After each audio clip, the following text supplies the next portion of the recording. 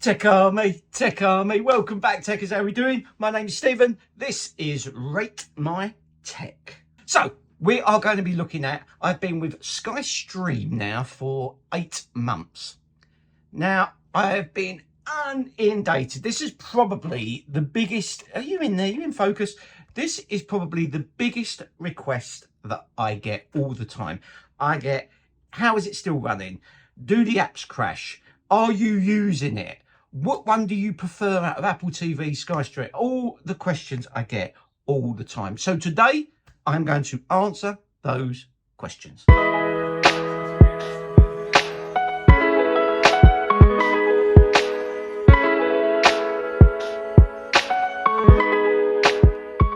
So Sky Stream.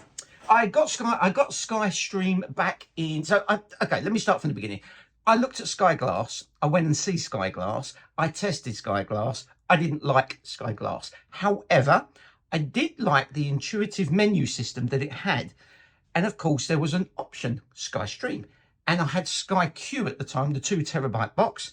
It was okay. You got a big bleeding satellite and a load of cable and you couldn't move it anywhere. There were downsides to it. Check out my other videos, I explain all. And I thought, I don't want that anymore. I've got a really solid broadband connection. I'm getting 1000-bit down. I'm getting 1000-bit. Well, you know, these things happen. I get about 1000 meg down and I get 150 meg up, whatever it might be. I've just recently switched to EE. A video will be coming about that. And I thought, well, and it's guaranteed to be uptime. And I've got the Google Mesh system that kind of surrounds the house and it's very, very good, very, very stable. So I thought to myself, do I need all those cables and that big, clunky, massive box? I know I lose things like recording, as you all kindly point out to me, but you get things like playlist and the Sky servers have got everything that you need. So I kind of weighed up my options and I went with it. And since I've been with it, when I first got it, there were a few little app issues with Netflix and YouTube and whatever. However, that seems to have been ironed out. Now, there hasn't been a software update for a few months. Well, I think incrementals, but you know, it's still on Entertainment OS 1.2. And I'll be honest with you, it's been absolutely fine. Let's go and take a look. Right, okay, here we go. So this is Sky Stream. You can see from previous videos, you can see it's not really been updated. It's still got all the major stuff. It's got the playlist. It's got the TV shows. Now, for those of you that keep asking playlists, it's kind of like the record function. However, it's not record. It's basically you go on to a particular show that you might want to watch. I don't know.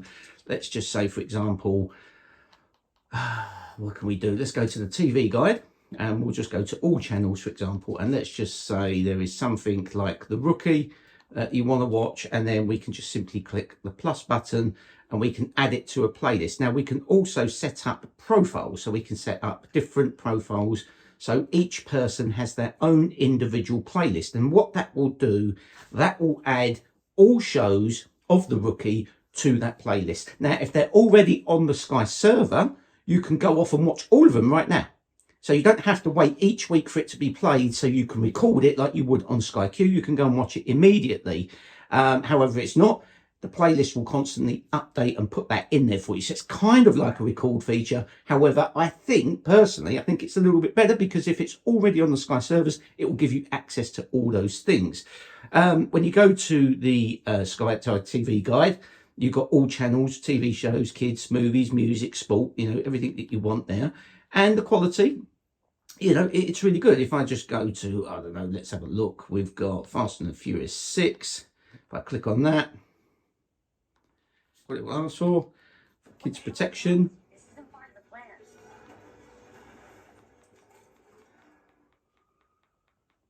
You can see the quality of that. It's pretty good. And that's all coming from that little Sky Puck. The sound quality is really good because you get all the surround sound, you get the Dolby Atmos, you get the UHD, it's got everything that you need.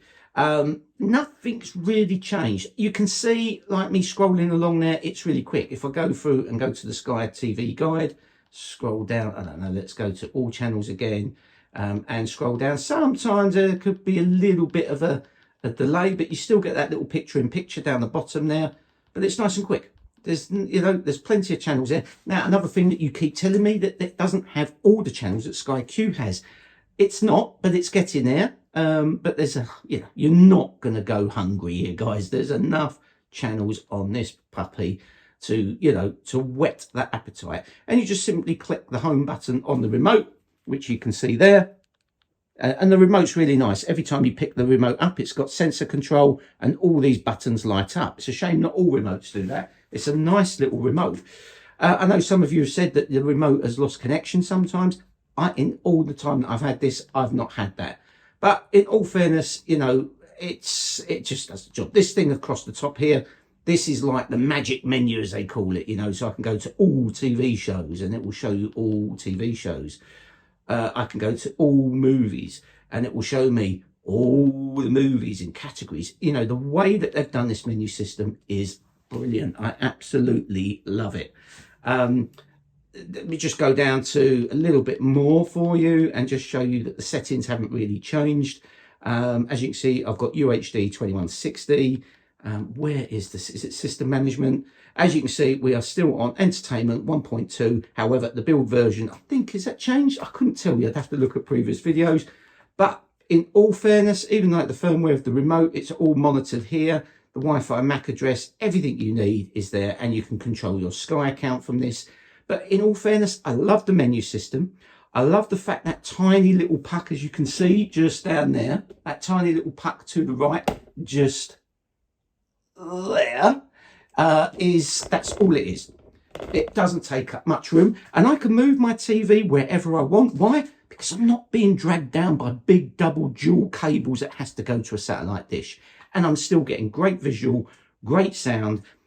Very, very, very rarely now do I have to reboot that little puck, maybe once in a blue moon. It just works. I am really happy with the Sky Puck. I think it's a nice little add-on. I think it will be the future of Sky. Definitely one to watch. I love it. Listen, guys, if there's anything you want me to try or show you on this, please let me know. I am happy to do it.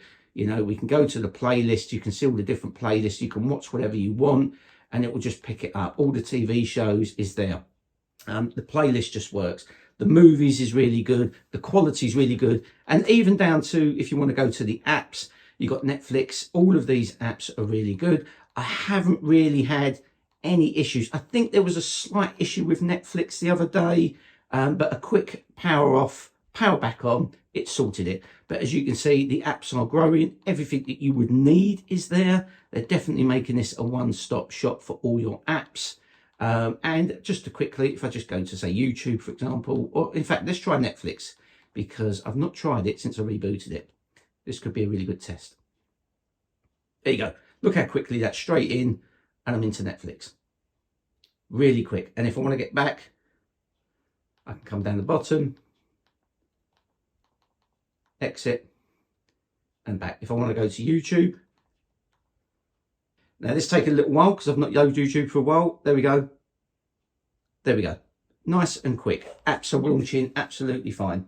So that's it for me. I think you'll see there that SkyStream is, it's solid. I haven't had any trouble with it. I think if you've got decent broadband, you would have the same. I don't know, but let's go back to the studio. There you go. Well, that whets your appetite, you Sky lovers. It's not changed. In fact, if anything, I think it's got a little bit more slicker, a little bit more smoother, if I'm honest. It works. Like I said, the visual, the sound, all works. The apps have been really good. They've been really stable of late. I can't complain about the apps. I've probably in the last...